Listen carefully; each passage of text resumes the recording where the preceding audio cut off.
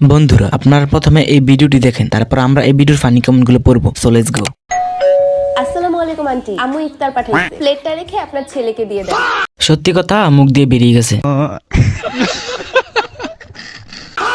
আস্তাগফিরুল্লাহ, প্লেটটা রেখে ইফতার দিয়ে দেন। ইফতার রেখে প্লেটটা দিয়ে দেন। चलिए शुरू करते हैं। সারা বছর থাকে ল্যাংটা, রমজান মাসে থাকে ঘুমটা। বেশি কিছু না, রোজা ধরছে। আপনি তো সেলসেলায় বেচতে যাইবেন। আমার দশা। আপনাদের এখানে স্বর্ণ এর বড়ি কত করে? 150 रुपया देगा। প্লেটটা রেখে আপনার ছেলেকে দিয়ে দেন। चलो প্রথমটাই ঠিক ছিল।